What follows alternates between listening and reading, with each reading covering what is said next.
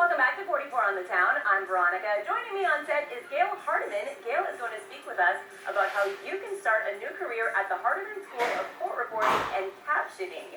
This is so interesting to me because, you know, being in courts or seeing stenographers and just typing away, I always wonder, how in the world do you develop that skill? And it's something that really is still needed.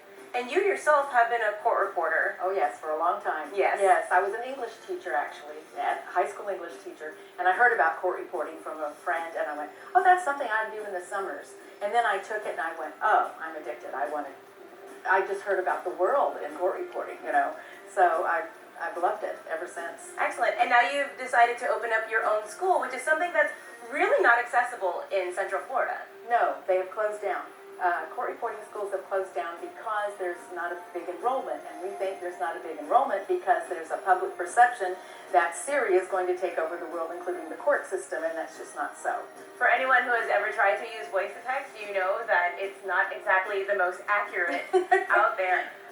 No, especially not with attorneys speaking 300 words a minute and on top of each other. No, it's not going to happen. But we were speaking a little bit before the segment off camera, and this is something that is actually very high demand. Yes. And yes. People don't know that. Right. Very much so. You are very busy as a court reporter. Now, of course, it depends on areas of the country that you live in. Some may have more and some have less, but the larger states in the country are going to be short about 5,000 court reporters within 5 years. It's going to be a heck of a demand, not only for court reporting, but for captioning, because the ADA and the FCC have mandated that shows be captioned and meetings be captioned, that there's equal communication access for people who are deaf or hard of hearing.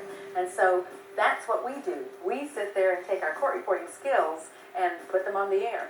Wow, that's excellent. So you offer at your school both court reporting and captioning. Yes, definitely. Now, what kind of skill is needed to actually go into this? Well, you should be fairly good at English. Okay. So, you know, be able to recognize a sentence and know where to put a period at the end of the sentence. So given that and a little bit of ability to type, though typing has not much translation to this, oddly enough, piano playing is more akin to court reporting.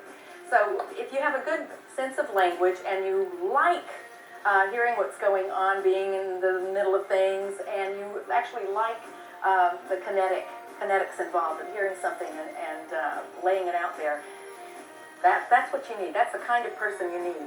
And then you learn the theory, which is like learning another language, and then you practice it very slowly at first, and then you learn some brief forms, like my favorite one is BART for beg your pardon, or CRONG for correct me if I'm wrong. So that's why you can see a court reporting sitting in court just slowly going like this when they're going very fast, because there are a lot of brief forms. Excellent. That's so interesting. Yeah, I love it. Now, you know, when somebody's thinking about going into a new career or profession, obviously the one thing that they do think about is how much could a court reporter potentially make. Of course. But what your school does too is you make sure that because it's a high demand field, people can kind of get into the field and make money right away and not really be in debt, correct? Well, that's my goal. Yes. Students, I'm hearing of tuitions, and you can see them on websites, tuitions ranging in the range of $15,000 to $20,000 a year, and they are taking 5 years to graduate. So it's just, they're graduating with horrible loans, and there's no reason to take 5 years unless you just like going to school and accumulating debt. I mean, there's no reason. So I've been a teacher first. I had a school in the 1970s that graduated 85% of its enrollees, and it was very successful. A lot of court reporters in Tampa, Florida went to my school. So I think that my colleagues are really happy that I'm opening another school. This is my second school, and of course the other one was 30 years ago, but we're really, really happy to be opening this school to offer court reporting and captioning. Excellent. So if someone is actually interested in enrolling, when do you have enrollment? How do people get information? Oh, okay. Our first class is going to be in January, so okay. January 4th we're going to open, so just call us, go on the website, and we'll send you all the admission papers, and the tuition is $360 a month. That's and actually very affordable. it's very affordable for the first year, and at the end of the first year, you graduate learning how to be a transcriptionist, a proofreader, and a scopist. And a scopist is someone who takes court reporter's notes at the end of the day and makes it into that perfect transcript. So the court reporter can go back into court the next day and not have to stay up all night producing a transcript.